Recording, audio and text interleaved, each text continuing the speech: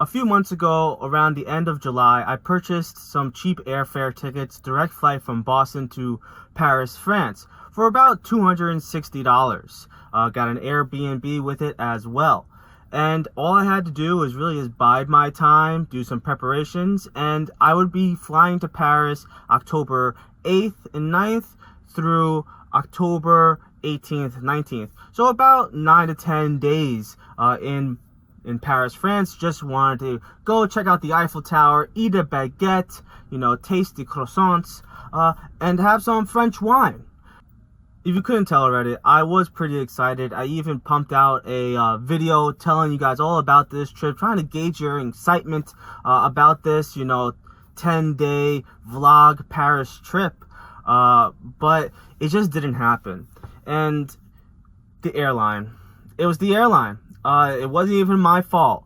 The airline went bankrupt. Whoa. Yeah.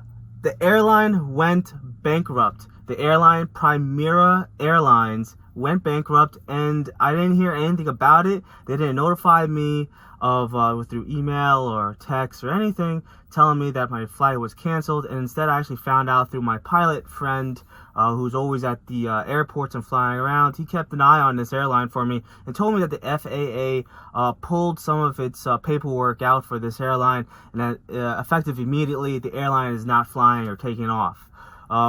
Big uh-oh moment, because I didn't want to believe him. I was like, no, not at all. That can't be true. Then I found out all the media outlets were reporting on this airline, and it really was. Go to their website, call their helpline, silent. So, as far as I know, they're on their way out, if not already, packed their bags, and they're out of here. And anyone that was, on a flight with them was stranded at that time, because effective immediately. They named it out on like October, early October, and you just got to sit back and take a moment. If I would have taken my trip or have planned my trip a week earlier, I would have been in Paris, stuck with no airline, and probably would have had to pay a really large airfare back to Boston. Glad, I booked it a week after they declared bankruptcy, but it was a little, upsetting for me to not have my vacation that I've been looking forward to for like 3 months in advance. Fast forward to, okay, I found out, now let's do some action. I called up the credit card company. They refunded the flight, which came out to a total of like $277. They refunded that, no problem. The Airbnb, I was able to cancel that because it was within the cancellation period for Airbnb. And only thing I lost on that transaction was $50 for the cleanup fee that was non-refundable.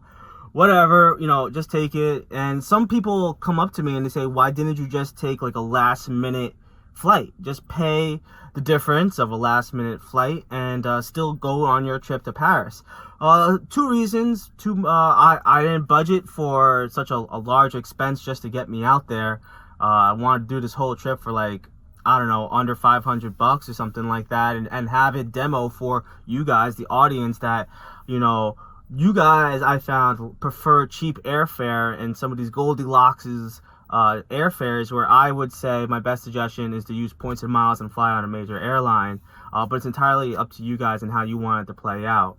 But this is just an example of when you go for these Goldilocks's too good to be true, they often are. And I don't recommend them. But I want to actually do this once.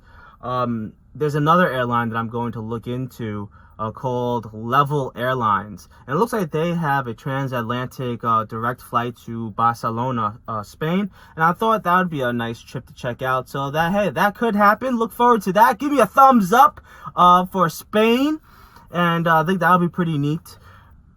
That definitely could be one of my next trips.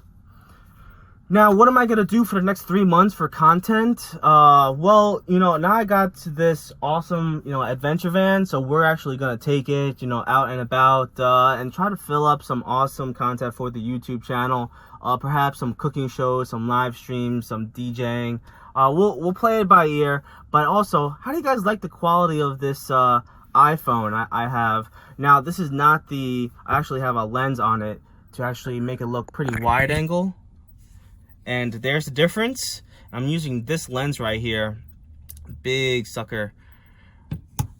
But I also wanted to know the front-facing camera, the quality, and the sound. Not using an external microphone. This is just me and the phone. And I was thinking, for a traveler, lightweight, this might be a good setup. I mean, all I have on it is the miniature tripod.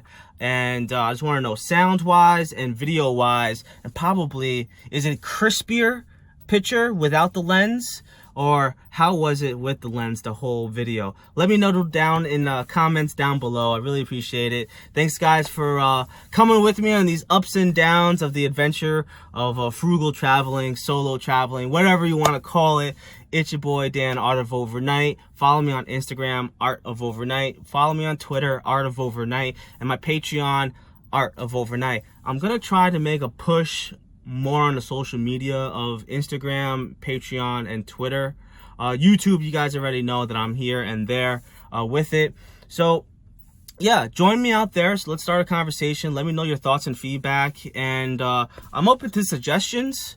So whatever you guys want to see, whatever you guys are excited about, let me know down in the comments down below. But let me just go end this before it gets too long. I'll talk to you guys in the next one. Peace out. Kauai.